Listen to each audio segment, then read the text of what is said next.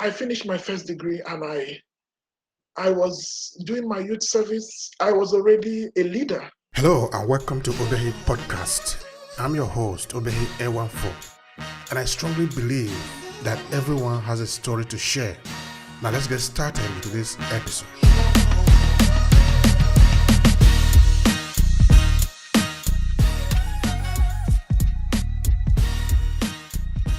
During my youth service, every Nigerian has to pass through what we call National Youth Service. By the way, I'm originally Nigerian.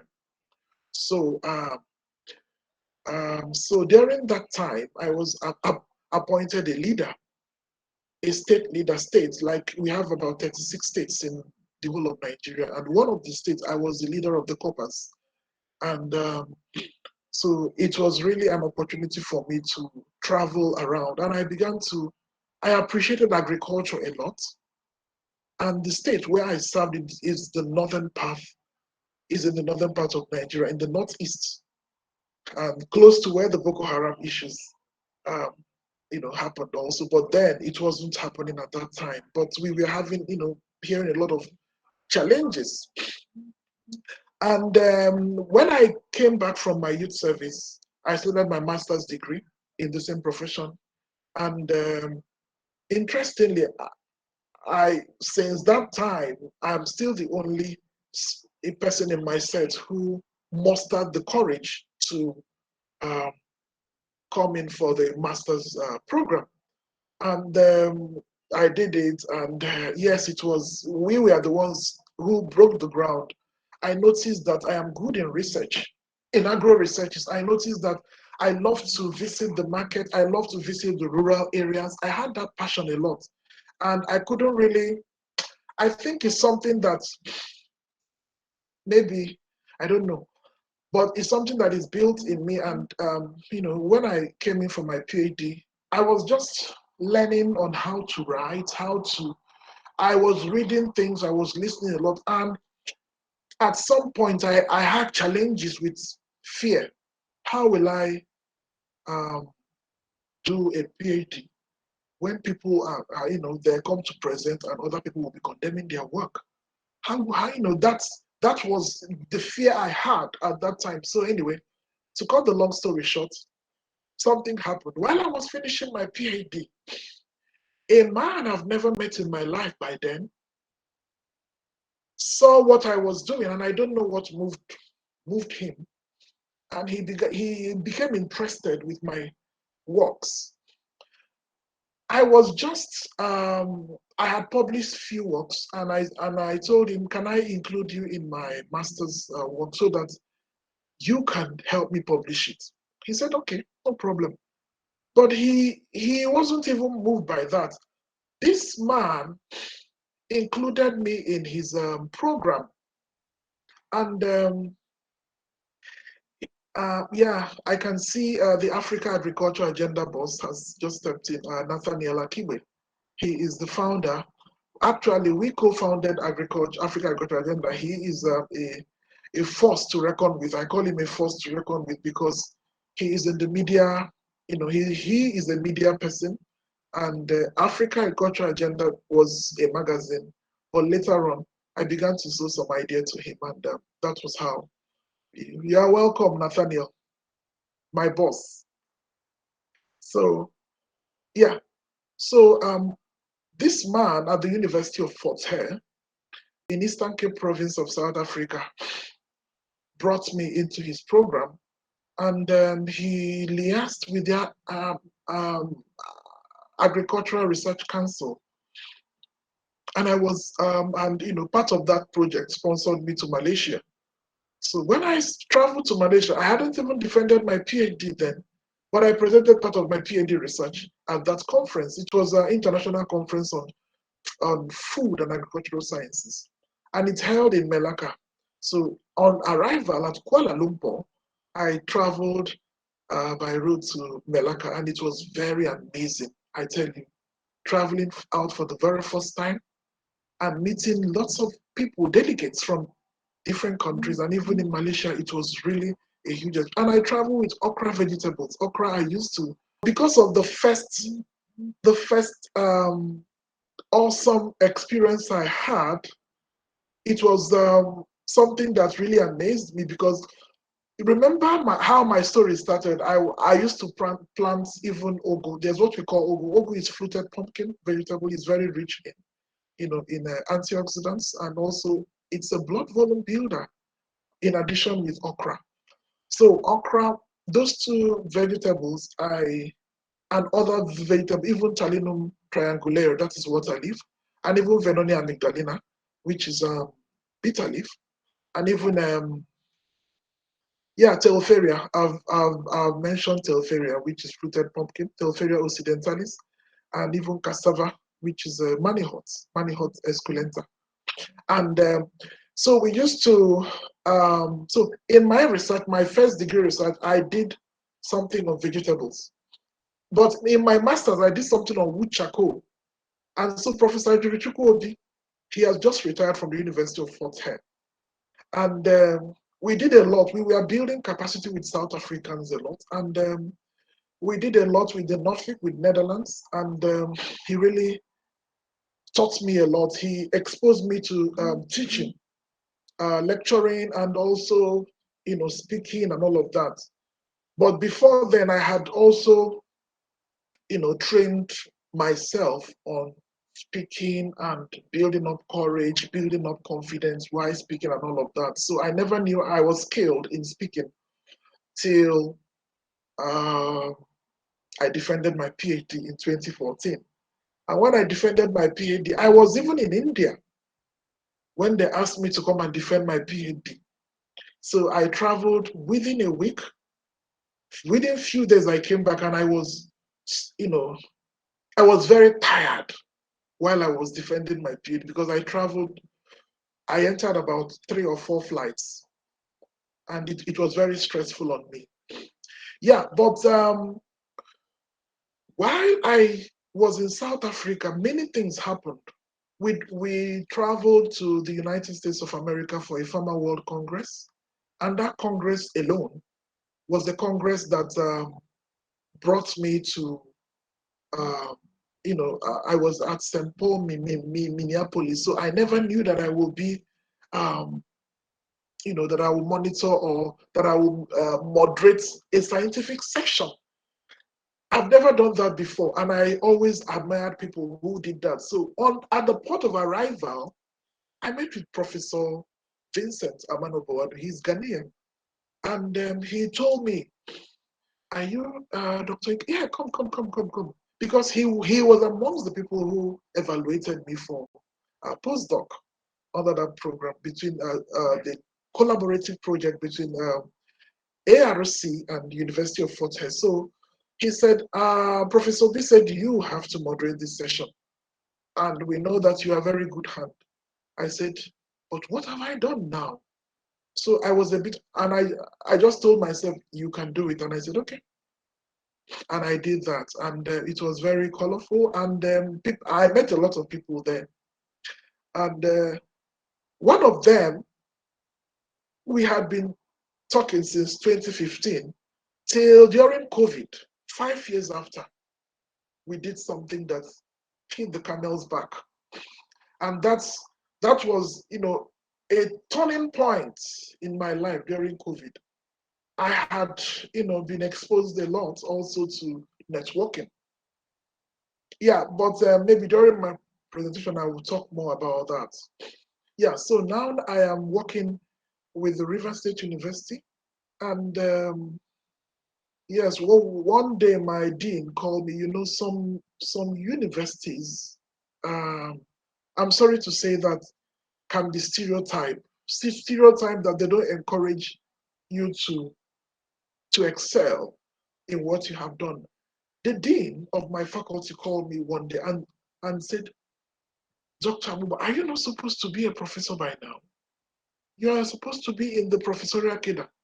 I told him, but I didn't want to make troubles because when I came into the university to work, I already had the postdoc experience and I'm supposed to have been upgraded, and I kept quiet. It wasn't long.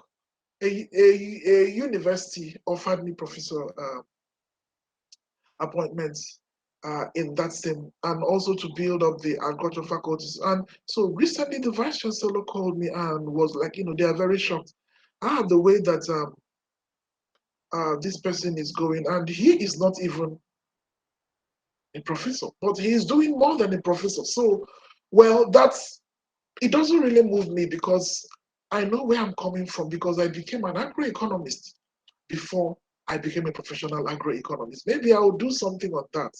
And I need young people a lot now to mentor. I need young people. In fact, I mentor a lot now. But I need people who will work with me in writing because I need to write. And when like most of my students, I had this student who I supervised his work, and he was the best student. In fact, I'm supposed to share this link with him so that he will come. He's very interesting, very handsome guy, and I'm sure some of you will like him a lot because he's very focused and purpose-driven. He was the best in the Faculty of Agriculture, and I told him that he will come out with first class. And I looked at his eyes and told him, you will come out the best. People need mentors that will look into their eyes and speak life into them. We are in a generation where people are lacking motivators. They are lacking inspirers. They are lacking bridge builders. They are lacking people who will tell them that they should not take no for an answer. I have that spirit in me. Somehow, when I come into a place where I meet people who have concluded that they are mediocres, I tell them, if I can move from being a mediocre to the level where I am now, then I think I'm seeing you even better than myself. So that's the type of person I am. You may have heard about Dr. Christian or Dr. Mzuyanda Christian. He's at the Northwest University. You may have heard of Dr. Leletu Ndoda. You may have heard of Dr. Bongiwe. Dr. Leletu Ndoda is in UKZN. You may have heard of Dr. Bongiwe. That's the way that you pronounce. You do a lot of clicks. Non-tom. Tonjane. The Kosas, the Zulus, and all. I miss South Africa a lot. So, she is at Mpumalanga, at the University of Mpumalanga. And I have friends at the University of Free States, even Zimbini Koka. I work with, I'm also with the University of Pretoria Professor Kaitesi Eugenia, and even at AROC as well. What's his name again? Dr. Maponya. We have published. If you put my name on Google, you will see those people I have been collaborating with in research. And I've also tried to do works with Swempo, Dr. Swempo. He manages the South African Journal of Agricultural Extension.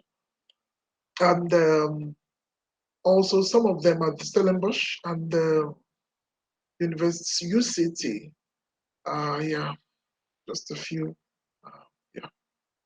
And I'm a researcher. I am a senior advisor in a lot of international volunteer networking organizations. You can see it. Even some are in Malawi, some are in Zambia, some are in even in Botswana. Recently in Kenya, Burundi, Tanzania, Rwanda. We are planning an international conference on business models in agriculture. You will see it on LinkedIn. Yeah. Amazing.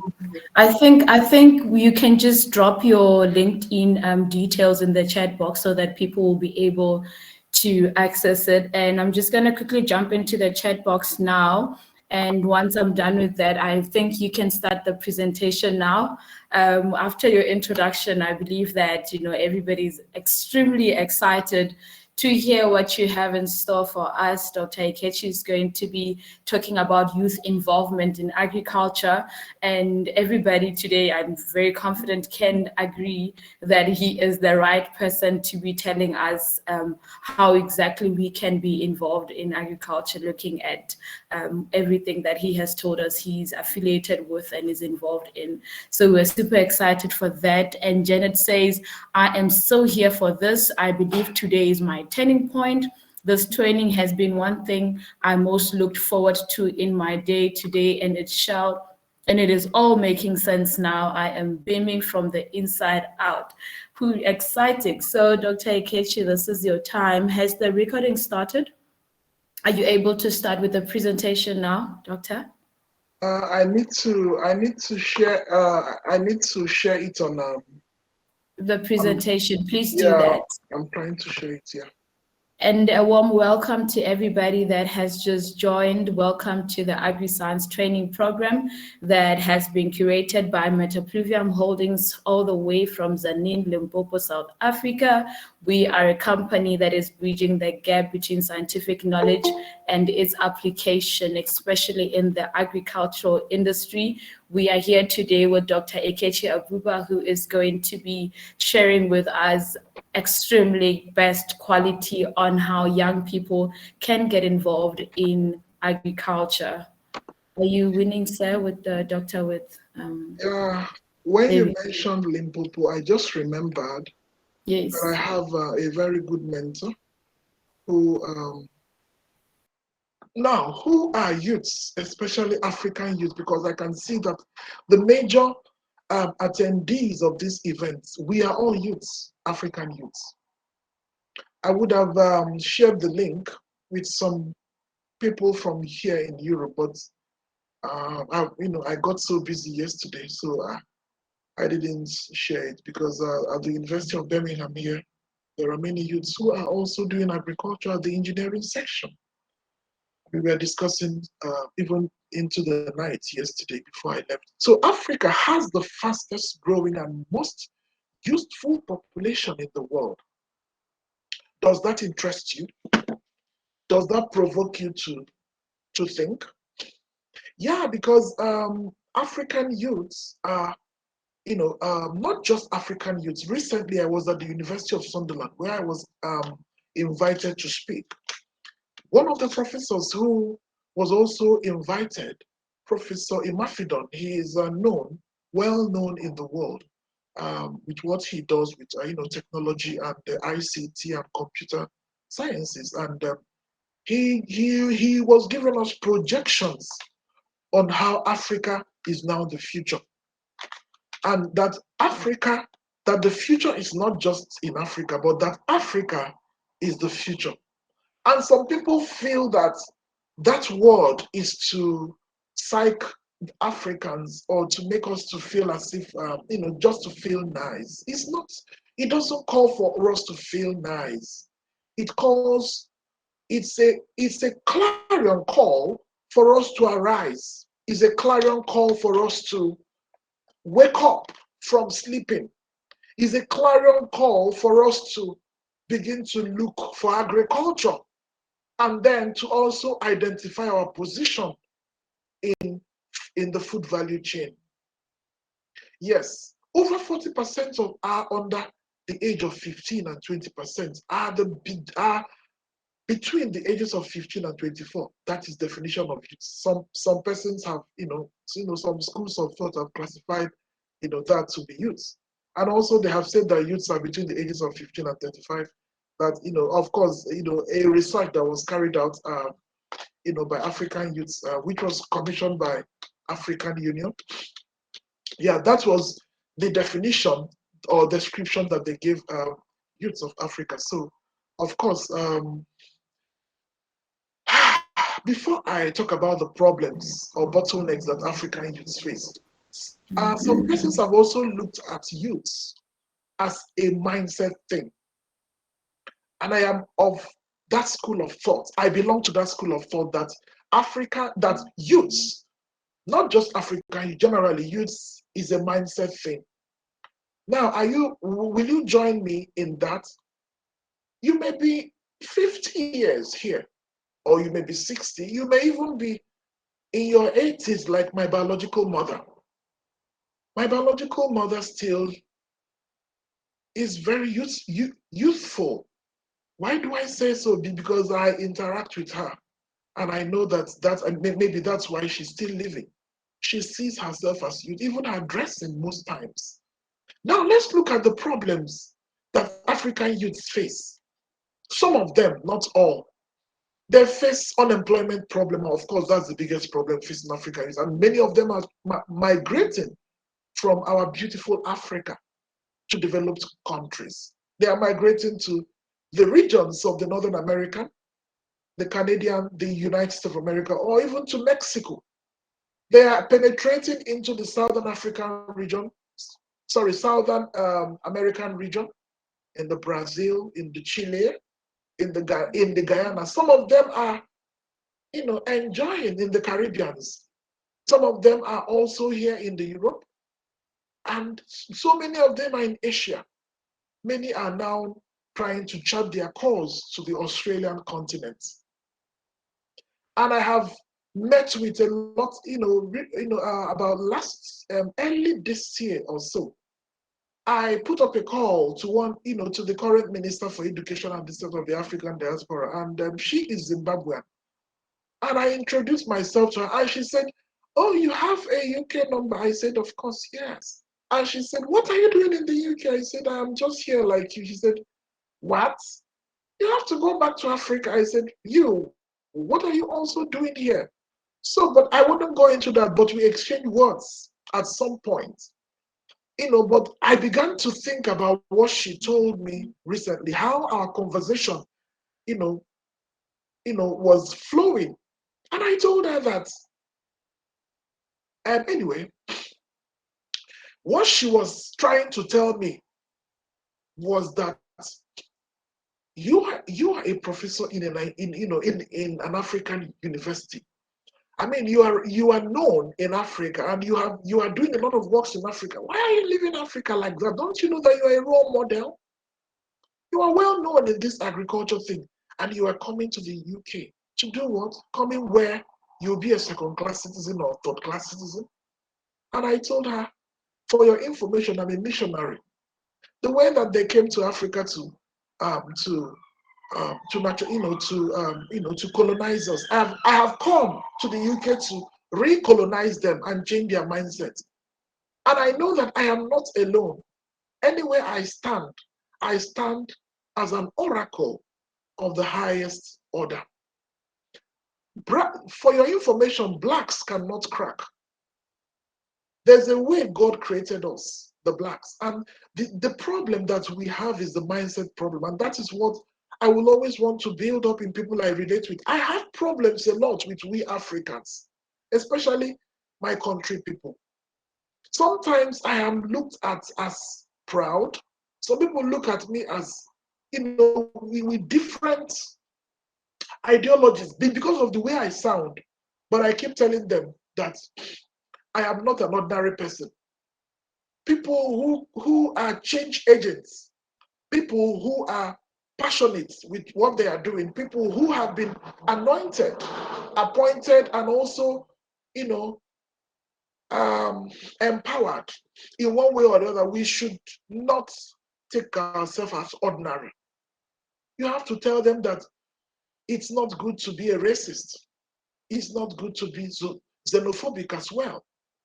Yeah, so the biggest problem is unemployment. And sometimes we have the everything that we can use to create employment for ourselves and even employ people.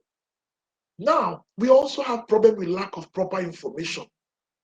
I'm telling you, even in this jet age, people are on social media. People still lack proper information, how and why.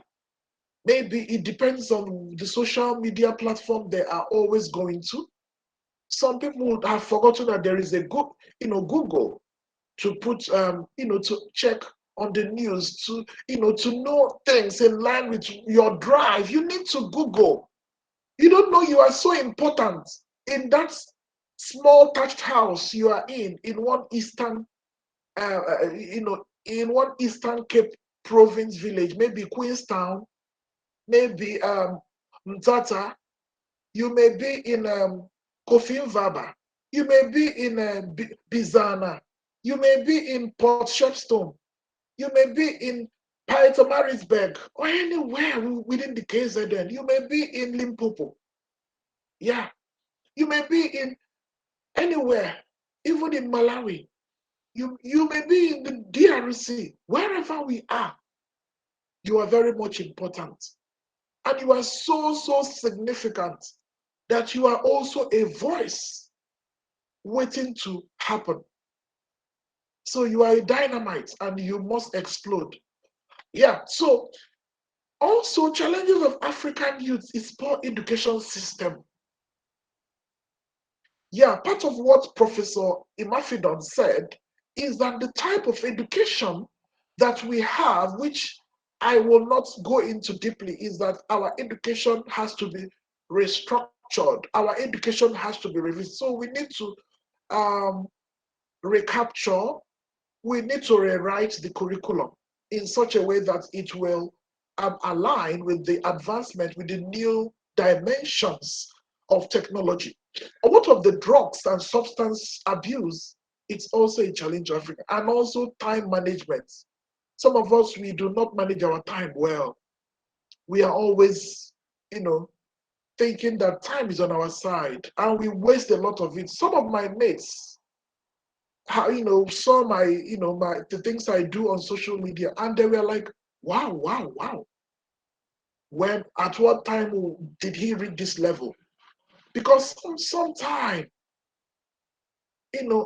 I was very hardworking. I was really into many things, in this agriculture thing. And I never knew that I was, counting, making waves, and today, when you will start being celebrated, you will look back and say, wow, wow, wow. And that's how these people who do sports, that train themselves, they keep, performing and practicing and all of that, engaging in those activities, and they are becoming great. And also some African youth, I said it before about drugs and substance abuse. We should be careful with the drugs and substances that we put in. We should be very careful because of our health.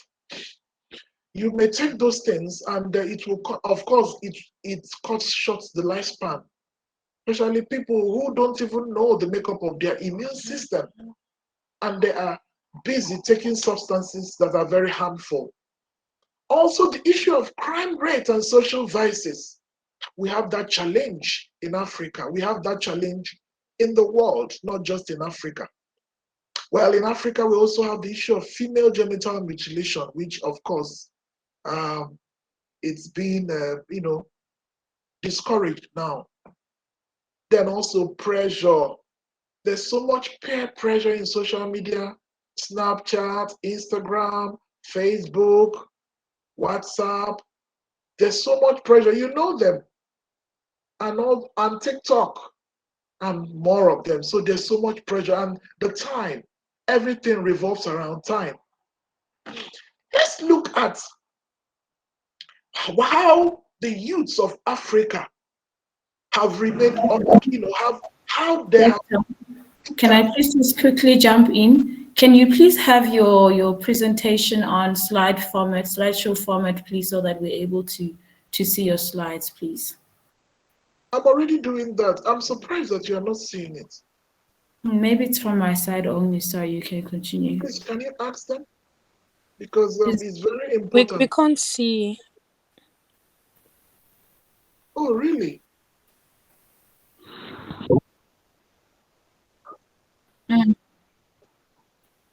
So, yes. What are you seeing now? We can't see your screen. Oh, now I think you've stopped sharing. Yeah, even now that I stopped sharing, I am having problems with okay, let me try to. So, what are you seeing now? You are not seeing. Maybe just. Oh, okay. Let me try to. Maybe I should share my entire screen. Are you seeing? Oh no, you can't see my entire screen now. Not yet. Okay. Let me try. Okay. Maybe. Let me now. Can you see the slides now? Can you see the slides now? Yes, just do the slideshow format. Let's see. There we go. Are you seeing it now? Yes. So, okay.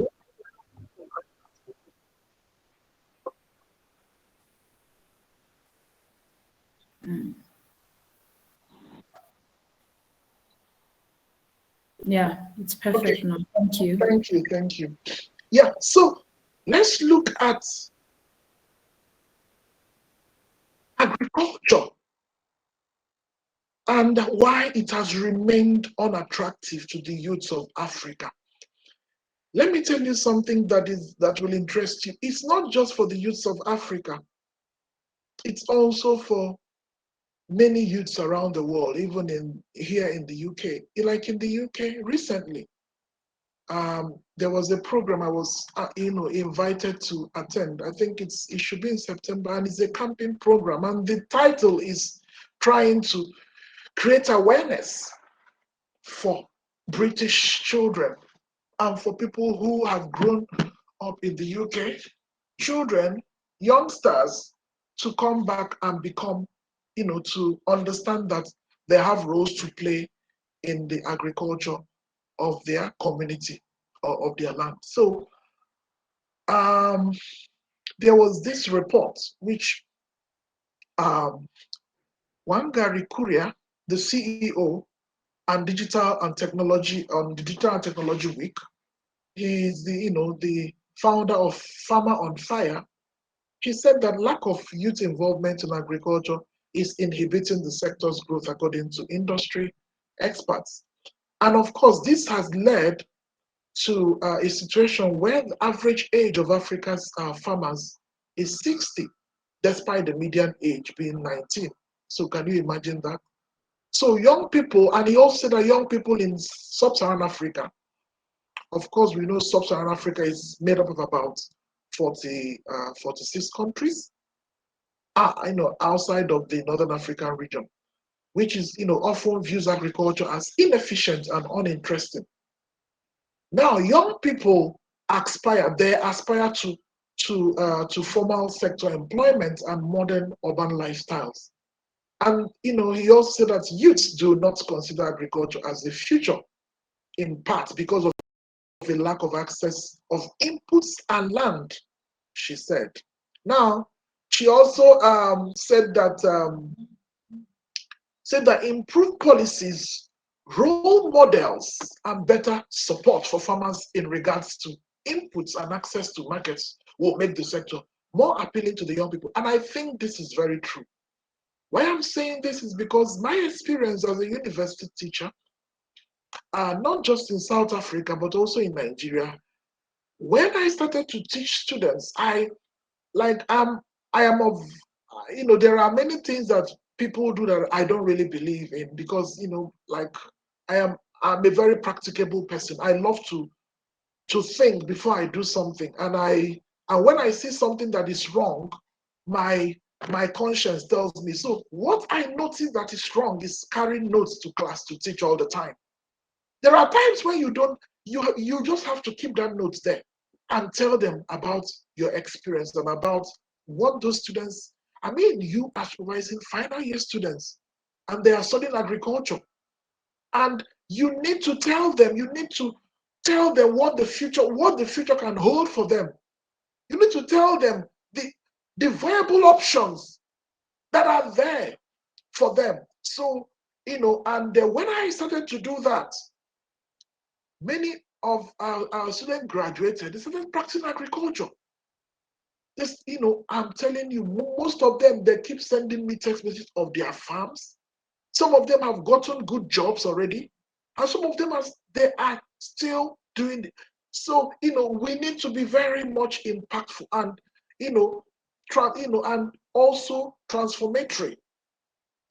Also, yeah, so you can see that this reports about policy, which touches on the government, public policies, and also having role models is very important. In fact, yesterday I carried out an interview with an engineer who has lived outside of Africa for a while, and he returned. And I was asking him to tell me, to share his ideology about the importance of agriculture, the importance of youths playing roles in and he mentioned role model, but I will still come to that. Now, let's get to the next slide. Now, this was the interview, my interview with the founder of Foodlog, Dick Veerman. He's a Dutch, but he's a polyglot. A polyglot is someone who can speak 4 languages and more. So he speaks Dutch. He also speaks English, of course. He speaks French, and he also speaks German. Now, he said that he reported my interview with him and said that I said that Africa needs to develop both its agriculture and food processing industry. Now, when I am seeing this, I want you to begin to think about your life and agriculture. Dick Veerman reported, and he said, after I read about Dr. Agbugba's views for the first time here, I decided that we should be in touch. Since then, we have been on phone and Zoom several times. 2 weeks ago, according to him, the young American Jared Lefcourt. Jared Lefcourt was doing an intern. He was an intern with my Israeli friend, Dr. Ofer. Dr. Ofer is based in Israel. Yeah, and he's also, but Dr. Ofer did his PhD at I think Michigan State University or so. So Jared is an American. So he was his intern. So he reported a seminar. I featured him. Yeah, so that was the reason he said, Dick Veerman, he said that was a reason to push one step ahead and ask Dr. Agbugba why Africans traditionally look down on being a farmer and what can be done to overcome a deeply rooted cultural issue. Now you begin to see that the cultural issue, which is more of a perception problem with African youths thinking that agriculture, agribusiness is for poor people. Let's see whether it's true. Now, this was the interview proper. Now, the short answer I gave to him I said that making agriculture part of a real commercial food business system and turning the pandemic into an opportunity to do so, because that was during COVID. So the longer answer is that Africans, that we tend to see farming as a subsistence activity rather than a business. Listening, I said, I hope that especially Europeans will join.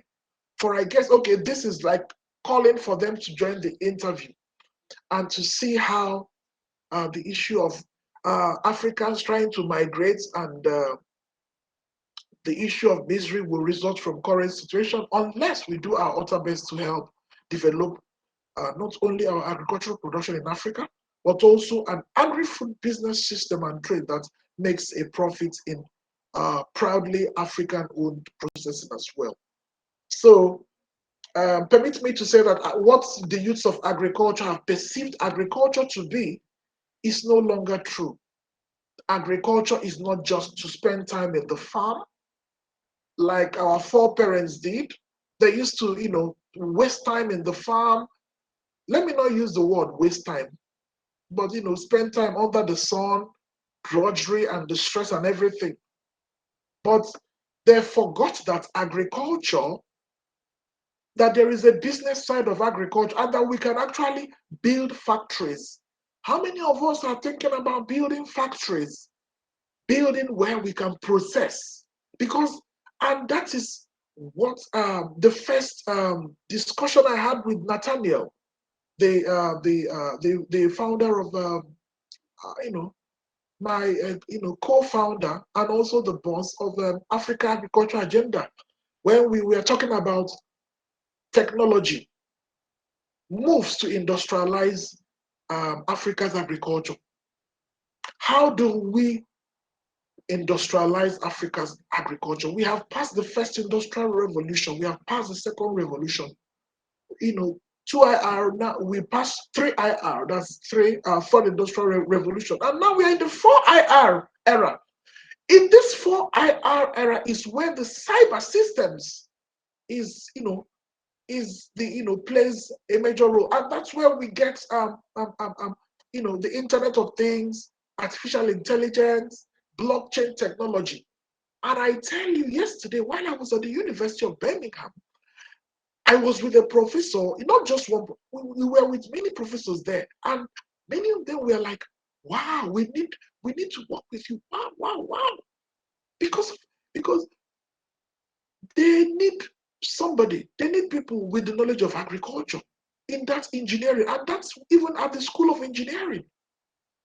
And now, that's where we are now.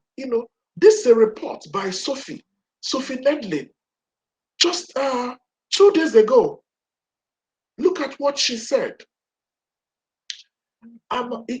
This is a question. How can we create decent employment opportunities and motivate African youth to participate in agribusiness?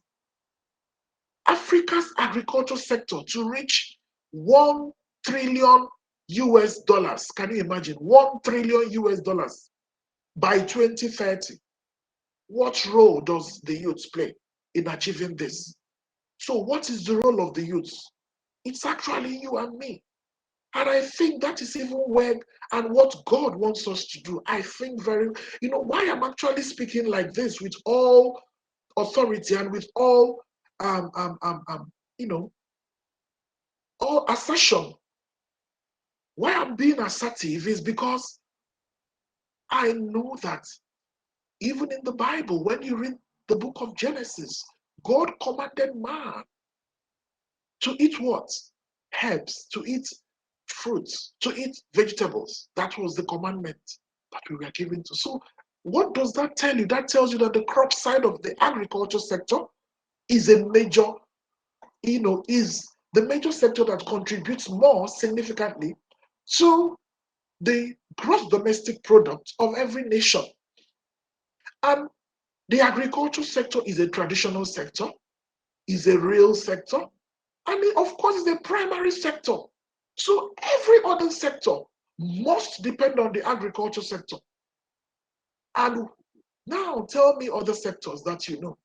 The oil and gas sector, that is where you get those engineering.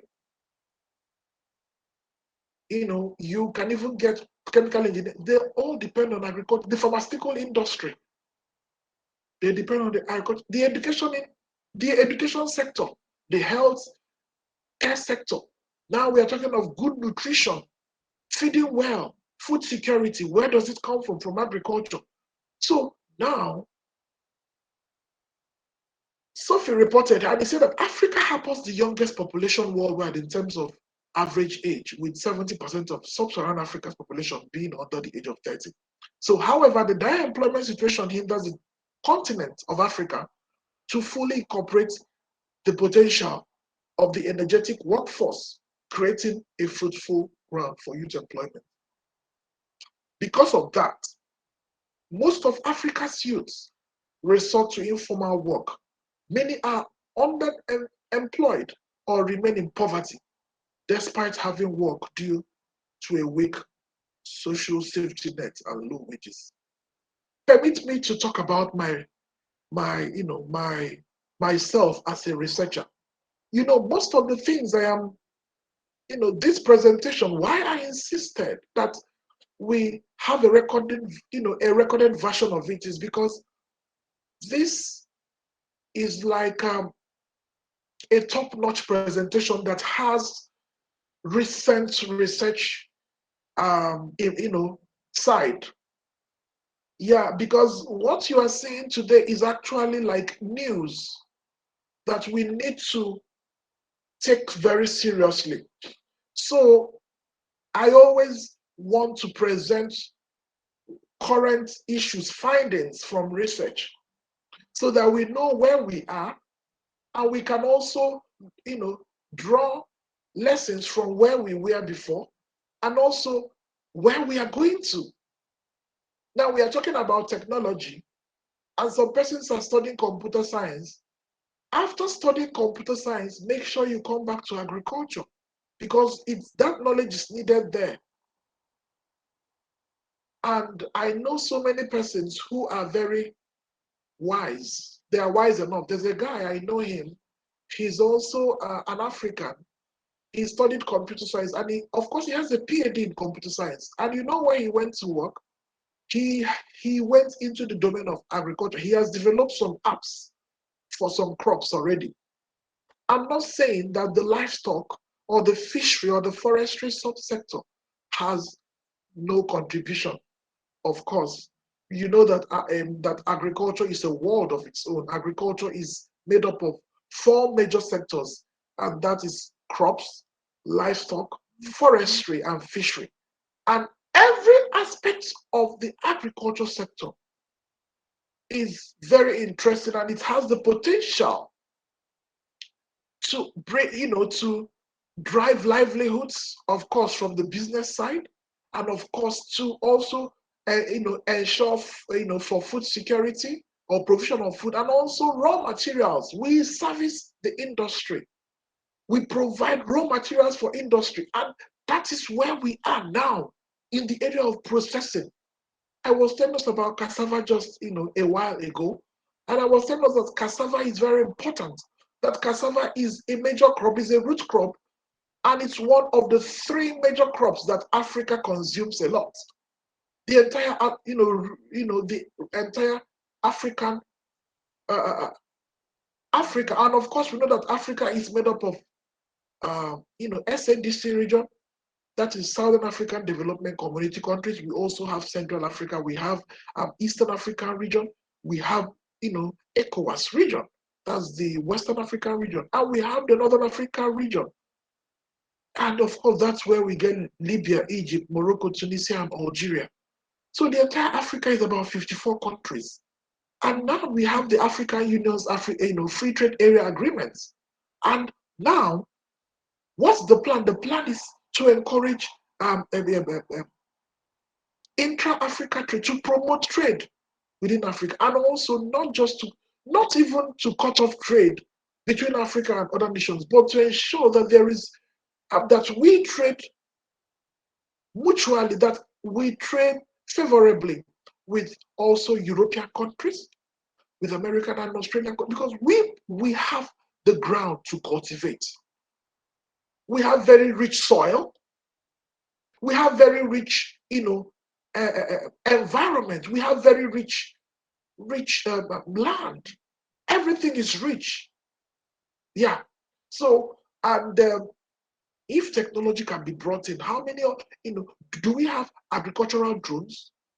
How many of us have drones to look into the concerns of the farmers? And we know that Africa's farmers are about, are majorly of smallholders, base, and they're about between 60 and 70% of Africa's farmers are smallholders. And how can that, that size of farmers, how can they drive transformation in the economy of Africa by doing all of this? And remember that when we trade, when we engage in international trade, it also opens doors. Of course, that's an aspect of economic development. Because economic growth and economic development, they are not really the same. Economic growth talks about the, how a particular sector or how an economy can experience, improvement of the economy in quantity of what? In quantity of GDP, in quantity of maybe income of the whole people, and then the gross national product, GNP, or I've mentioned the per capita income as well. Those are progress for measuring economic growth. Then economic development, it's more about quality of life. It's more about, standard of living. And that's why people in Africa, they always feel, most times we feel that we are not doing well when we compare ourselves with our counterparts in developed countries because of the standard of living. Because food is no longer a challenge. when you are working like in the UK here, because food is the cheapest thing to buy. Food and transportation, yeah, and those are very important things that that people that African governments we need to correct. So we need to become a voice. We need to see ourselves as people who will begin to recommend policies for the government.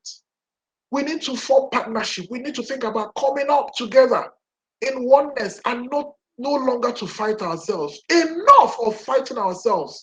Youths of Africa should change the narrative. We are the people who are game changers. We are engaged in game changing. We must change the strategy of the game. We are no longer interested in xenophobia. We are no longer interested in racism. We are no longer interested in all those issues that will not help our people and emancipate us.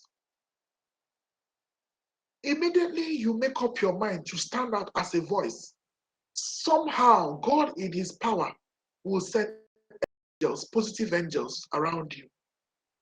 And you don't even need to pray too much. They will just keep following you because you have become a voice.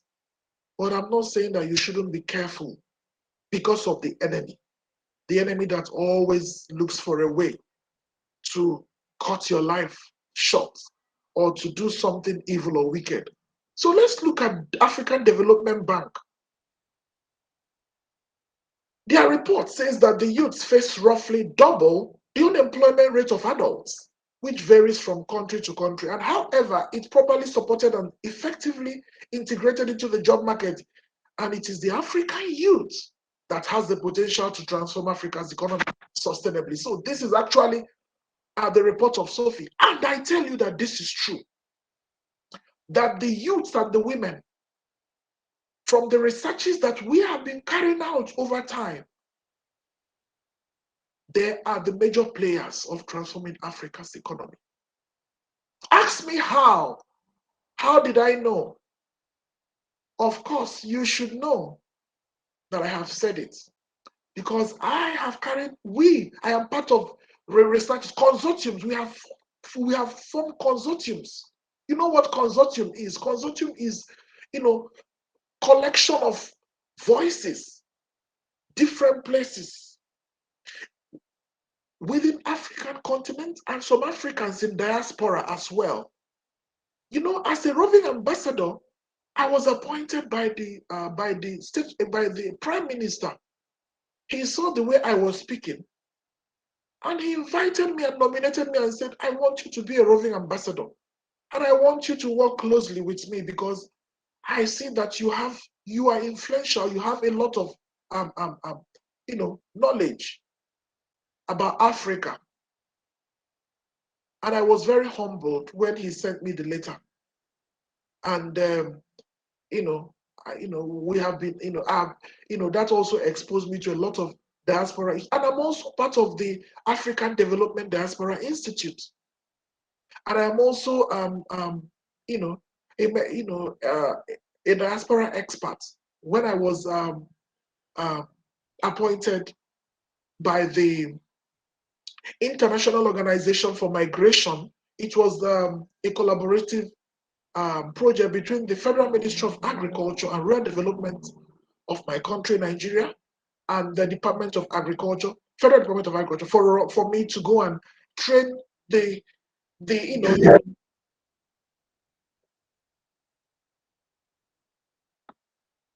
okay, I've not actually moved it. Yeah. So at that point, when I was carrying out that activity, I was paid to do that activity, and there were many things I discovered, and I had to recommend immediately that something fast be done. Yeah. Let me get to the next slide. So this is a continuation of the whole story about Africa's agribusiness sector to reach $1 trillion by the year 2030. and the role of youths. Now, let's look at Naomi Ruhara. Naomi Ruhara is an indigenous vegetable farmer who explains that she has come to learn that agribusiness has the potential to create a variety of jobs and opportunities. Naomi reminds me of me when I was young because, like I cultivated a lot of vegetables when I was young. And of course, when it was time for harvest, it was bumper harvest everywhere because, I will normally go and buy manure, of course, farmyard manure, compost manure, and all of that. And all those fertilizers. Now we are trying to encourage use of biofertilizers and biopesticides. And I'm working with some agencies also to bring biopesticides into Africa. And we are all Africans actually, but some of them are in diaspora group. And so that is what they're also doing. And we are trying that, first of all, in Uganda and also in Nigeria. We also have South Africa, as a plan also to do that. Yeah, so Naomi said that if youths are trained in agribusiness, that she thinks that they will gain more interest in it. And that's true. And so she encourages the youth to involve themselves in And what is agribusiness? Agribusiness is business side of agriculture. And when you are talking of business side of things, you are talking about economics. Draw a plan, a budget. Plan it out in such a way that you will make profits. Plan it out in such a way that you are not going into losses. Try and close up every gaps for losses. Of course, when it is done so, remember I was talking about the contributions of the agriculture sector to an economy. I know I have mentioned job creation, employment, which is a major indicator for economic development. Because when you create jobs, what happens? When you create jobs, the economy will get transformed. The implication is that people will start, attending to their needs. They will feed well. They will also, buy, purchase their good health care. They will purchase, their essential needs, and they will gradually move away from poverty. So any intervention that agriculture solves with respect to alleviating poverty or eradicating poverty is an intervention that will challenge and the economy not being developed. So of course that will drive transformation, and that will encourage improvement of individual lives and also societal livelihoods. So agribusiness indeed holds considerable potential in providing gainful employment opportunities for African youths and presents a first step towards a structural transformation of developing countries' economies. So it can enable poverty reduction through the strengthening of entrepreneurial ecosystem and self-employment. Of course, that has the potential to mitigate climate change through sustainable production practices and new technologies, as well as enhancing economic competitiveness and integration into regional and global supply chains. Yeah, we are talking about climate change issues, and now, yesterday we were discussing about how to set up greenhouses and providing more protected farming systems for our people. And we know that we need to also reckon with some governments of Africa that are also making giant strides in actualizing that. We know Rwanda has done a lot of that. We know Kenya is also trying hard. If South Africa as well, South Africa is the force in the SADC region, and many of the SADC countries in Malawi, Botswana, Madagascar, Mauritius, and all those in Zambia, yeah, Lesotho, Namibia, they all depend um, on South Africa for a lot of things, especially maize, yeah, and even wine, yeah. So and of course for horticulture, those vegetables, because I know that um, that region, um, whenever there is good rains and not the rain that disrupts and makes people to, most farmers to get dispossessed of their lands. We have had a lot of reports from from from our South African farmers. They keep complaining how they are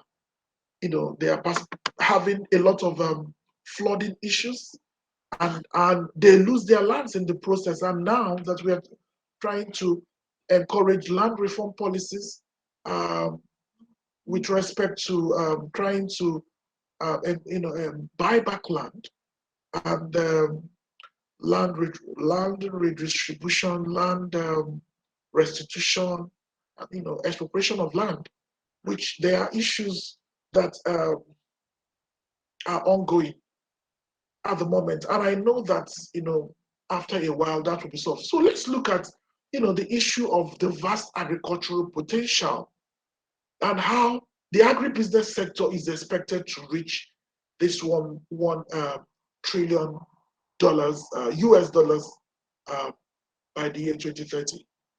Of course, that will fuel the motor of sustainable and inclusive growth. So for that reason, growing political commitments can be observed across Africa to engage youth in agribusiness. So adding to the commitments, many African governments and development partners or stakeholders, they have started to focus on various interventions to do what? To increase youth engagement. So now that is where we are now. So remember, this is just published 2 days ago. So uh, how do they want to do it? Through developing of skills. There are people you must have to start going into skill. What skill will I encourage you to go into? Why not try to learn how to, um, you know, manage a pond, fish pond? Why not learn how, just the agriculture around you? Because I know that it's the agriculture that we practice that is practiced in West African region is different from the one that is practiced from the SNDC. Not the same because of the differences in the countries around the equator that seem to practice the same type. Then the countries at the southern hemisphere, that is in the SNDC, which looks like the one that is also practiced here in England. Yeah, so we need to know the crops that can thrive there and and develop the skill that because whatever you develop, you will not throw away. You can even go into um, you know logistics. There's a lot that that can be done in the agricultural sector. You can even go into finances, maybe to provide credit, or depending on your interest. Yeah.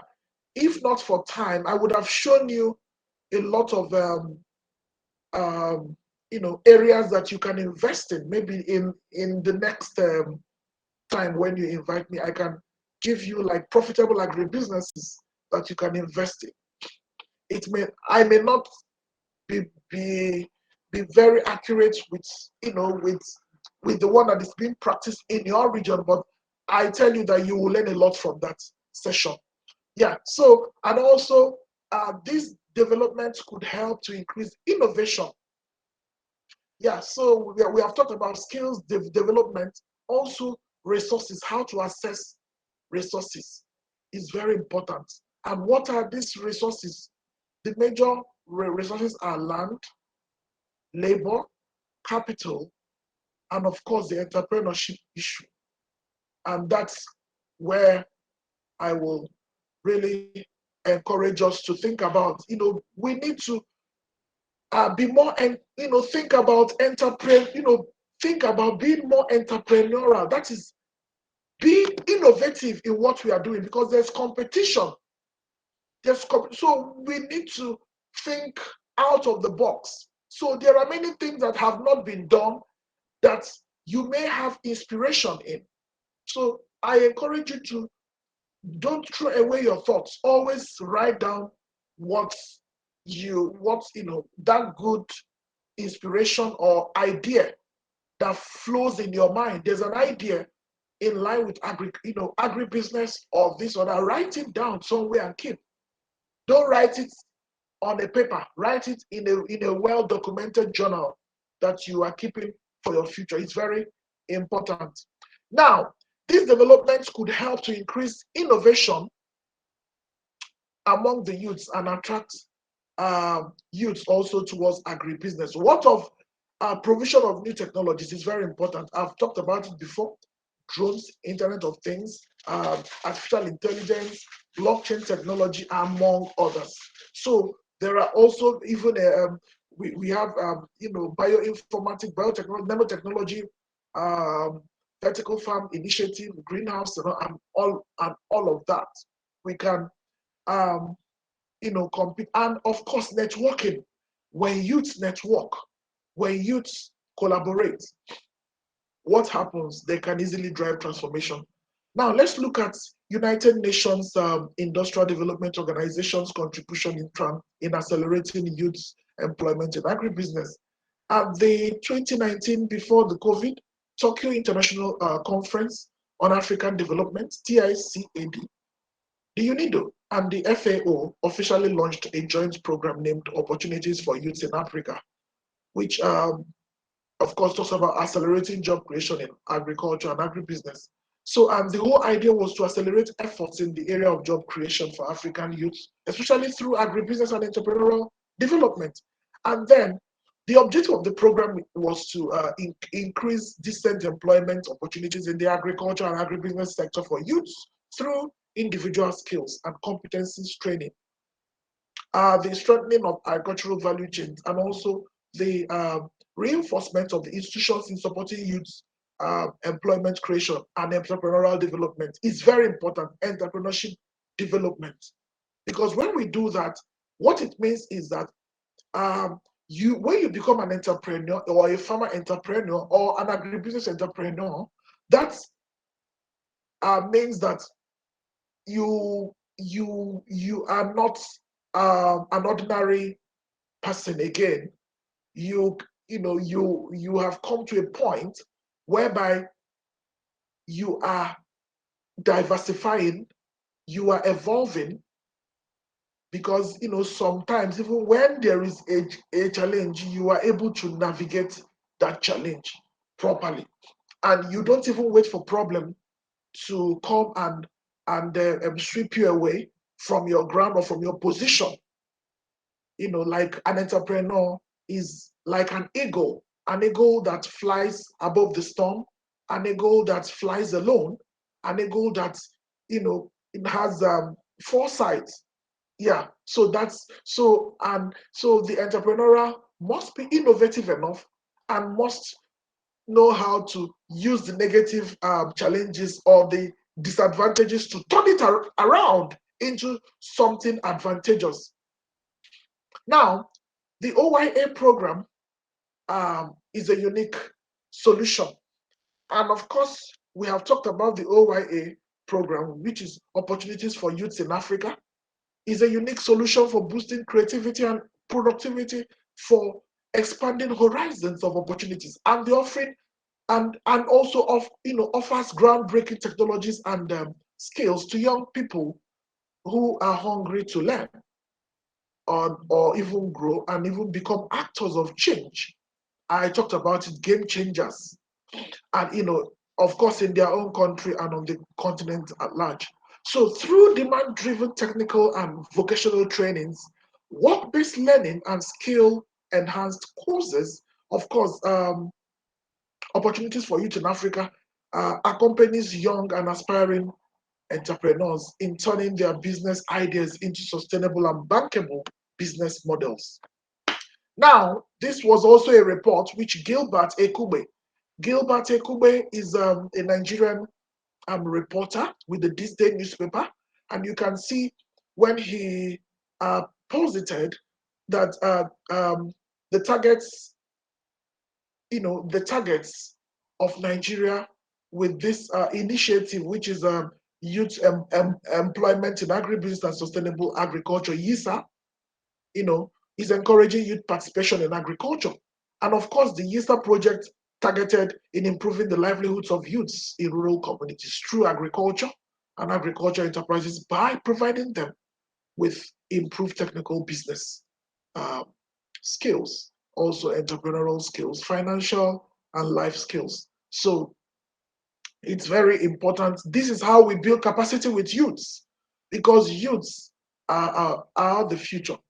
Now, YISA said at a workshop that was organized by a consortium at a university, a private university in Nigeria, which is quite, that university does well in one of the states. And of course, it was a consortium, that university, and also IITA and Africa Rice, those three partnered together for national and local stakeholders on the roadmap for public and private youth investments in the agricultural sector, and said that the workshop showcased agribusiness startups that emerged from project implementation to facilitate linkages with government and private sector opportunities for youths. And of course, you can see some of the webinars and programs that are being done, of course, that have been done, and some will still be done. You can see the webinar on youth in agribusiness, which, that was when during COVID, coping with COVID-19 in the context of a changing climate. And this, happened also before COVID, youth in agriculture as a solid solution to ending hunger and poverty in Africa. This was in Kigali. And also I told us about the Kigali conference we are planning in March next year on International Conference on Business Models in Agriculture. And we are also having a conference this October on clean energy solution, renewable energy. They are all in agriculture, because we are talking about green energy, energy that is devoid of pollution, energy that is harmful to the environment. So we are talking about having an integrated farming system, which nothing will be wasted, and it's like an ecosystem. We encourage usage of some biological means to cultivate, and of course also to provide feeds for livestock, and it keeps going around, and it will also provide manure for crops in that system. And of course that system will have like a fish pond, have maybe goatry, maybe have a piggery, or maybe have cattle section where of course, cattle can be used in producing meat or milk, as the case may be, or even have a sheep section which can be used in producing meat and also wool. Yeah, and this is also another summit on agroecology, summit in Yalta. So I want us to look at India. India was a country I visited. Yes, I'm going to allow for you to conclude in the next 5 minutes, so that we can also take questions before load shedding is on this slide. All right, thank you. Yeah, okay. Yeah, so this was a study which was carried out in India, and you can see it's about youth involvement and willingness to choose agriculture as a career. This is the case of, and you can see that the black portion are for males. So this was showing that males are the one going more. And okay, that's by the way. Now let's look at attracting and retaining youths in agriculture. How the Indian government have been able to enforce that. Now, attracting and empowering the youth in rural areas. What they do, they target rural areas. Now, also taking up various agriculture, allied and service sector enterprises for sustainable income and gainful employment. And also they look at emphasizing on processing, value addition, which is very important. I had mentioned this, and also marketing and networking. Now, entrepreneurship and value chain management. 200 to 300 youths per district are involved in 25 KVK in 25 states in India. Yeah, this is also a systematic review of employment opportunities from youth skills training programs in agriculture. This is an African research that was carried out, and you can see how it's partitioned it into included eligibility screening and identification. Yeah, and this, a research being conducted focusing on sub-Saharan Africa in the Wageningen University in Netherlands. This was spearheaded by Crutzen. And yeah, importance of youth involvement. You can see this is a research I carried out with a colleague of mine at the River State University, Arania Isuku, doctor, and we looked at the Nigerian economy and from a youth developmental initiative, and we saw that the youthful development initiative that the study concluded that a youthful development initiative adopting a holistic approach should be designed to resolve the problems of the Nigerian youth. And of course, the Nigerian youth is also an African youth. And what works in Nigeria can also be used to work in other African countries. So in doing so, the government should focus on strengthening existing institutions, enhancing human capital development, creating a platform and environment to enable young entrepreneurs build businesses and provide critical solutions to the many existing economic problems. Of course, this is what I told you about the guy I did a little research on yesterday, and he was saying that we should paint a very good picture for our youths for what's going on in South America and Asia. And these are reasons why African youths are not interested in agriculture. We had said that, and yeah. Thank you for listening.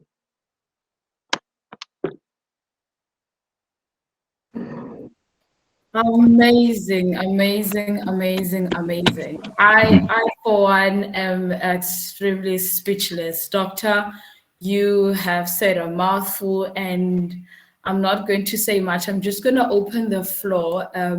I was taking notes, and I believe that everybody else was taking notes. For everybody that joined us in between, welcome to the Agriscience training program that has been curated by Metapluvium Holdings, an Agriscience company that is actually an award-winning also.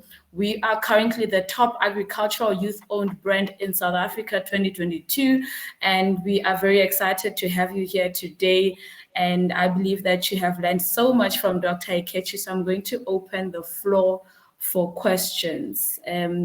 Just jump in and ask your question, and I'm very confident that Dr. Ikechi is here willing and very excited to answer all of those questions for you. So just unmute yourself and jump in and ask a question. All right, I have a question. Actually, maybe it's a curiosity. The question is, since in Africa we use a lot of cassava, and because currently, because of the war in Ukraine, a lot of people are complaining, particularly in Africa, that there is no food correlating to wheat. Okay, we are talking of all the byproduct of that now, bread, cake, and the rest of it. And in my recent research, I will see that cassava can actually solve most of this problem. I'm trying to ask Dr. Ikechi, what really is the potential of cassava, looking at the fact that in Africa, particularly in the tropical part of Africa, we can grow a lot of this product. I don't know if you want to say anything about that. Thank you. Thank you so much, Obehi, for that question. Absolutely. It's amazing that we have a crop that grows in Africa very freely. And of course, it doesn't grow in other places like that, except in subtropical regions like, in Southeast Asia and in some Southern American regions as well. But I can tell you that, okay, it also grows in some of the Caribbean countries. Cassava is, like I said earlier, is one of the three major crops which are cultivated, or the three most popular crops in Africa. And cassava has a lot of derivatives. It has about 20 or over 20 derivatives alone. And yes, about the Russia-Ukraine crisis, we know that um, cassava can also serve as a substitute for wheat because um, it can be used to, be used, but it has to be fortified. There's what we call fortification. What do I mean by that? Fortifying it with the nutrients, because we know that cassava is also starch. Is a root crop. It grows in the soil, and when it is harvested, it has the recently one of my students was asking me that we should do a research on cassava on this challenge of post-harvest losses. We have a lot of losses of food in Africa, and it runs into trillions of dollars in Africa. I'm telling you, and not just it's not just an African thing. Even wastage occurs in the US a lot from food, because we have food loss and we have food waste. Food waste is different from food loss. Food loss happens in the uh, food value uh, food value chain, or yeah, or in the food supply chain. But food waste happens at the retailer and at the consumer's side. So I will encourage people who are in confectionaries and who are using to fortify. Of course, they know how to do it. I mean, for you to go into that type of industry, and of course, I have my colleagues who are strong people in food science and food technology. And we have also been discussing on how to improve the food and nutrition programs of African countries. And we are trying to target on Algeria and some of the Northern African countries, because we know that the war is really hitting on them a lot because of their region is desertified. And also people in Ethiopia. Okay, Ethiopia is not supposed to have that challenge that, in the Tigray region where there's so much loss of lives of people, and it's really biting, I tell you. The Russia-Ukraine crisis, because they used to, export their wheat, and we import it. Not just wheat, cereals, other cereal crops, and other items. So, and it's really a challenging situation. But how do we use this opportunity to now improve what of our wheats? We can even grow wheat in Africa. Yes, the highest, South Africa is one of the countries in Africa that can grow wheat. South Africa and Nigeria, but the highest wheat uh, growing country is in Ethiopia. Funny enough, the same Ethiopia that grows coffee very well is, and also has a Tigray region where there's so much loss of lives because of food. Yeah, so the thing is that what we need to do is to increase um, technology.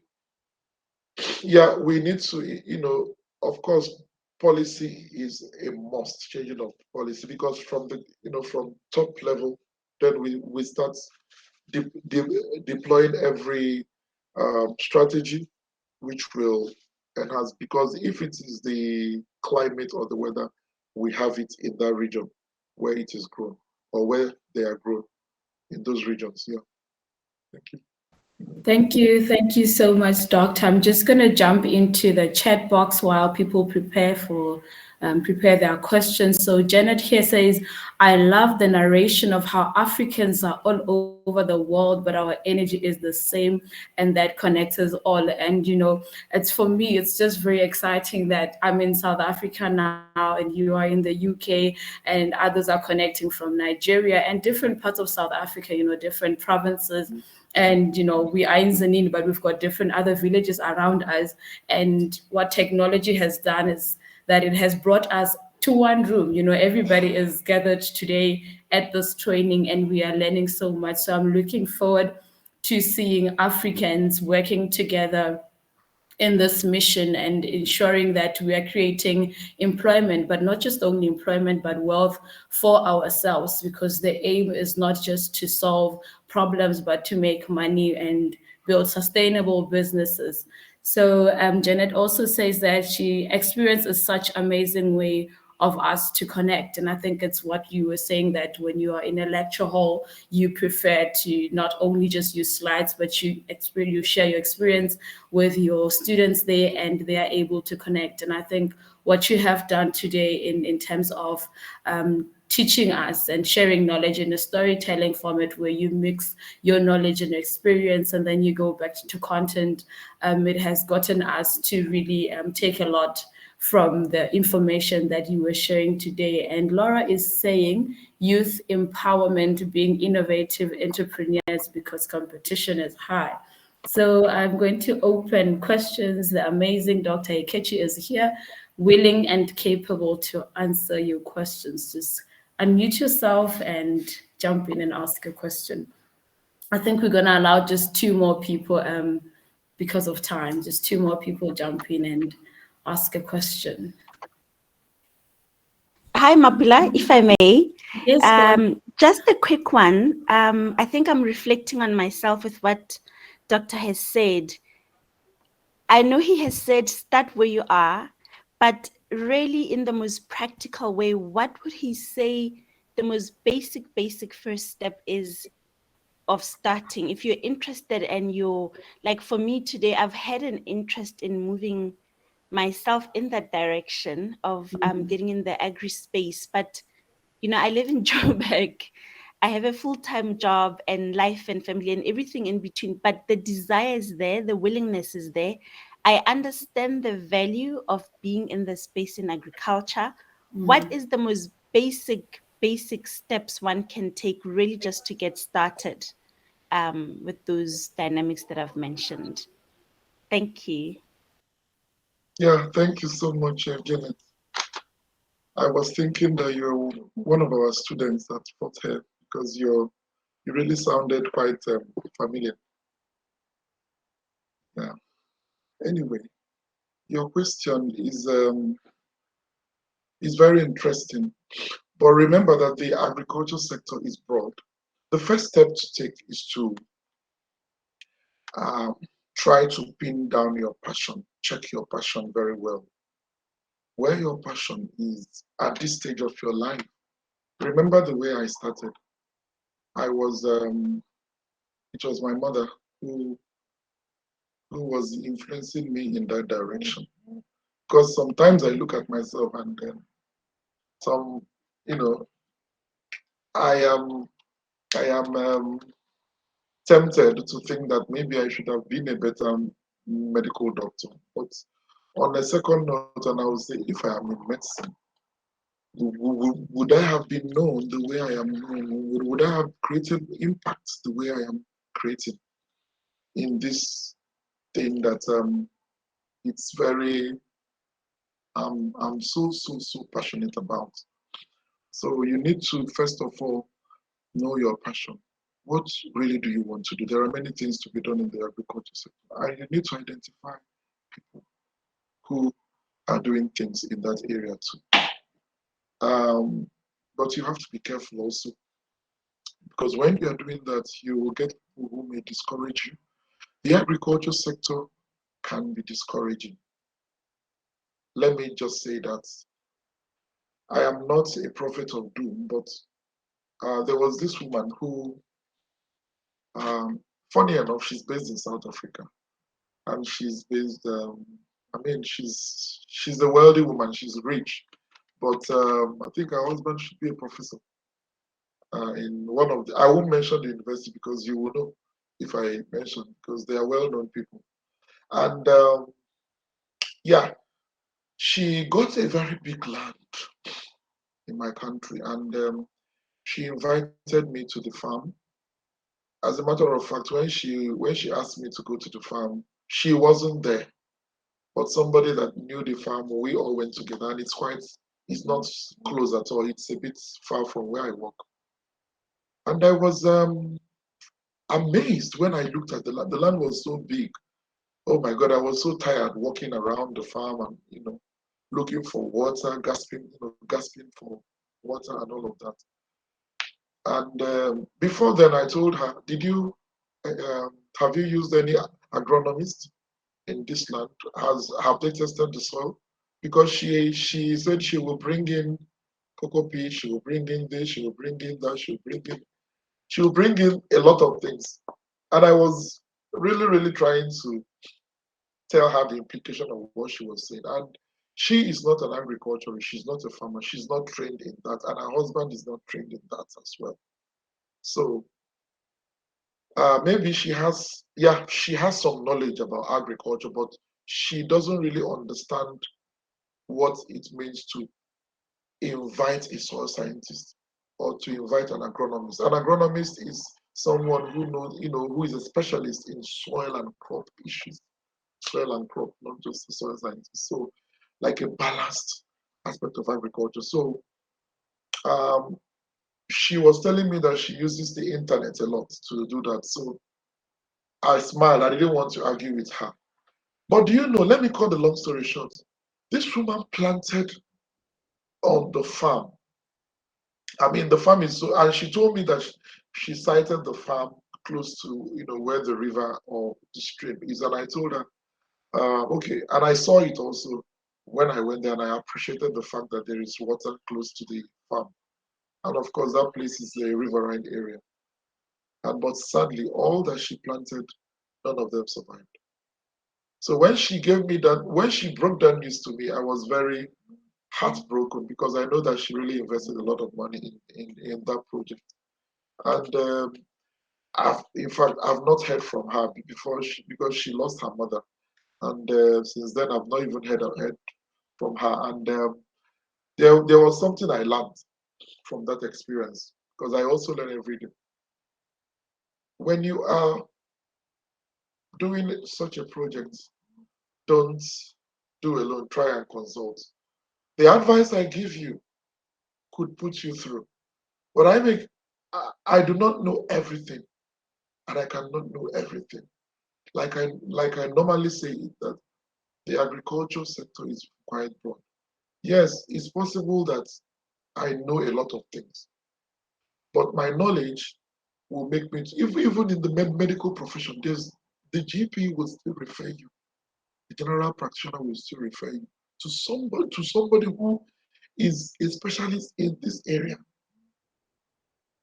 Yes, I'm very good with the entire agriculture chain, but there are some little things that you need to know. So, and you need to also study. First of all, you need to study what is obtainable, like the profitable businesses that can be done, because all that we are talking about is that we need to take agriculture as a business. That is what we are taking home today, and not to take agriculture just to practice it and not to make money with it. We need to start thinking of making money. How to supply and how do we now do it? We need to carry out a need. Another aspect is need assessment. Need what is needed that you can bring in. And then you can also think about forming a cooperative of people who are in that firm or in that space, that little space. Like we have, you need to know cooperative can be maybe producers cooperative, maybe marketers cooperative, or consumer cooperatives. You can choose where you belong. Are you trying to supply something? Can't we form cooperative and we pull our money together and we have to plan out how much are we going to make? Then if you're doing that, you can also do a blockchain. Blockchain helps promote traceability. It helps to know how to so that the farmer does not lose out. Because the whole idea is that the farmers themselves will gain from what they have cultivated and not just for the middlemen, because we have a challenge of agriculture that middlemen always take the chunk of profit. Like we produce cocoa and we sell cocoa to the Western world, and the Western world adds value to cocoa, and we buy that cocoa but in form of chocolates.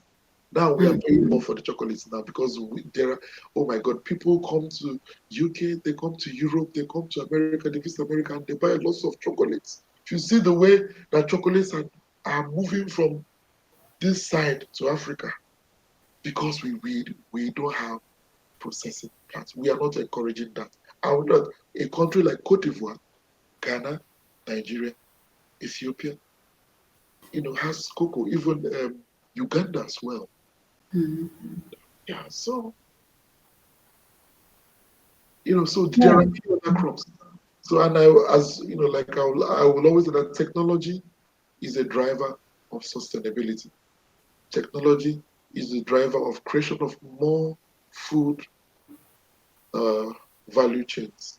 Thank you. Thank you so much, Doctor. And I think from what you are echoing, Janet, it's very important that you identify in where exactly in agriculture you think you can fit in, because there's a lot of things that can be done even from Johannesburg. And just jumping into the chat box here, Madikole is saying we need to be drawing inspirations, brother, from people who have already walked the path you want. So I think Dr. Ikechi has dropped down his LinkedIn details in the chat box. It would be a great idea for you, Jenna, just to connect with them and bounce off ideas on how you can get into agriculture, even from Johannesburg. And if you do consider coming to Limpopo province, which is the food basket of South Africa, you're more than welcome. We've got a lot of we've got a lot of land this side. I'm going to take a question from Ikechuku here. Ikechuku Opara is asking a question directed to Doctor, and he's saying, what are organizations like World Bank and FAO doing to make agriculture more enticing for the youth? Wow, that's a very great question. Well, all they are doing is in line with funding. They are, you know, funding and programs and all of that, giving scholarship for people who are in the space. And it will interest you that they all work. They are they all work with the African Development Bank. Of course, we have an African Development Bank, and that is where our former Minister for Agriculture is the president now. Um, yeah, so the the the issue of World Bank and FAO, it's they also like not just in financing, they also help in research. They help in research a lot. Yeah, so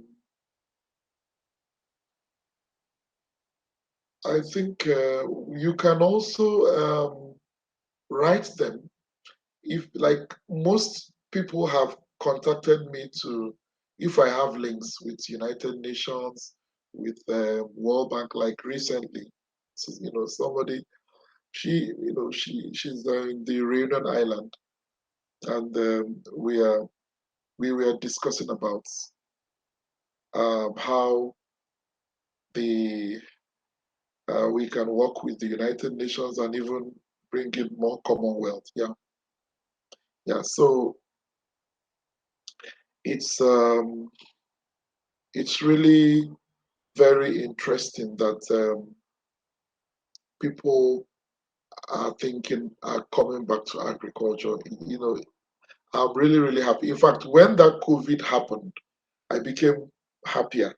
And I know that the current DG of World Trade Organization, she was telling us about continental waters, the waters, and how their plans are in encouraging that our waters do not dry up because of the fishery, because we know that the fishery subsector is very important in transforming the economies of Africa through the agriculture sector. Yeah, so whatever that agriculture does in an economy, the World Bank and FAO comes in another funding organization finds a way to um, encourage them. Yeah, they have tried to tailor technology opportunities so that they will maximize or optimize opportunities for young people, particularly in the rural place. And sometimes they have done it to maximize on-farm activities, that is, activities that are in the farm, and also facilitating entry into the farm. Yeah, so young people, they need resources. So we must tell ourselves the truth. They need the resources where they can share ideas and access mentorship. So they also try to do that. And then most adopters and innovators, they are constrained by inadequate accessible financial products to invest specifically in the technology solutions with respect to both maybe ideas and uptaking aspects. So um, they have they are staffed with trained experts. You know, they have trained experts that are deployed also to offer technical support to motivate farmer entrepreneurs and agri entrepreneurs. And there are like they also try to work with the Africunia Bank. Recently, there's a solution which they are. I don't know. Have you heard of the Africunia Bank before? Oh, okay. Lots of people don't know about the Africunia Bank. The Africunia Bank is a bank that um, it's based in Canada, and I think the headquarters are in Canada and the UK, and they help developing countries to get a lot of funding opportunity for farmers. So they try to get their database, and but you know the challenge that we have is that people camouflage to be farmers when they are not farmers. So now they are now using all the checks and balances to ensure that they don't have ghost farmers or camouflage farmers.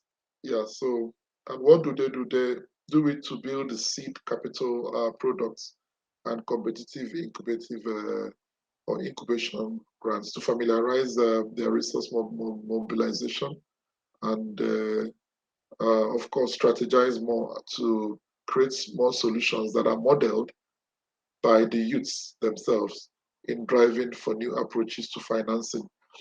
Um, Finally, let me say this. I'm in touch with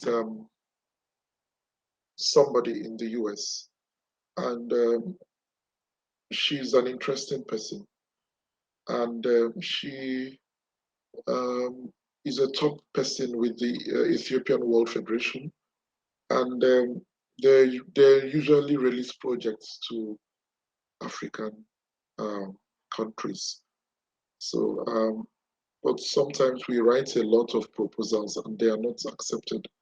So, and I had to speak to her recently, and I told her I am really really sad that all the proposals that we have written, with all the resources, we have top level resources, very top people who are in that project, and they are very, you know, they are people who are, who have integrity, yeah, and people that you can commit projects to, and they come back to give you a very good feedback on.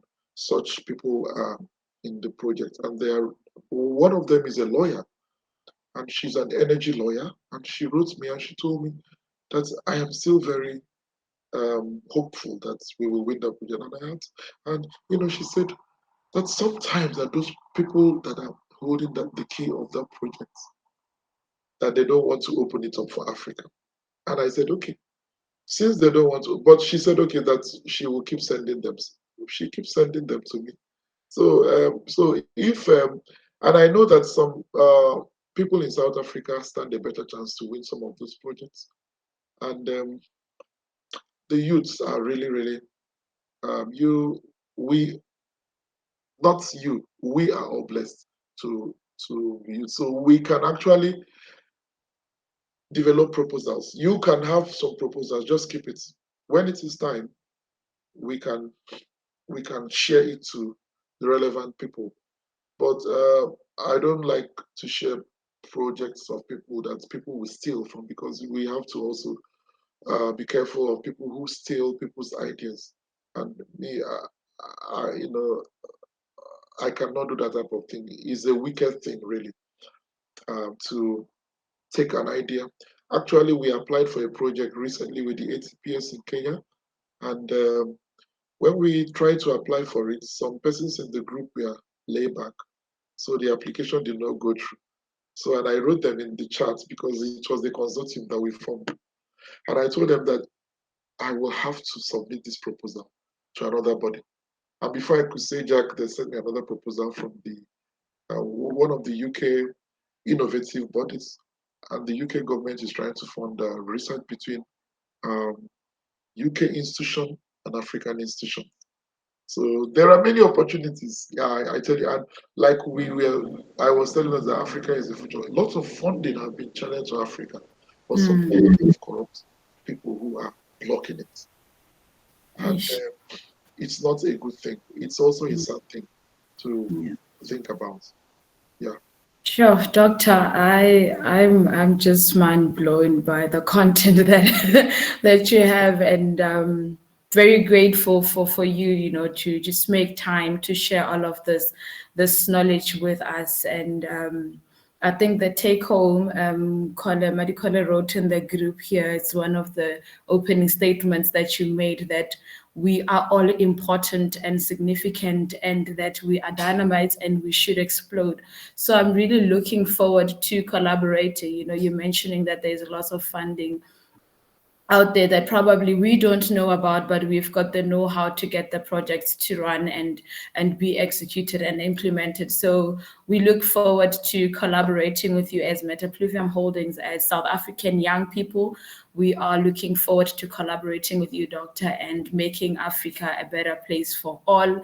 Hashtag Africa United from the chat box, and others are saying hashtag Global Unity. So I'm looking forward to seeing young Black African people uniting and working together to create a better Africa that we can all be proud of. And I'm going to use the last few minutes here, because we have to be disconnecting, just to appreciate you, Doctor, for making time to come here, and appreciating everyone that was able to join today, and be a part of this journey of learning and equipping ourselves with skills.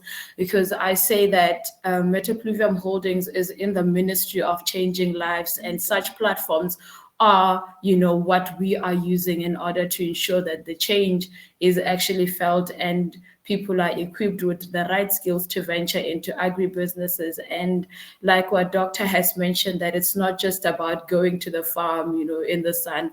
Agriculture can be a business, and we can create wealth from it.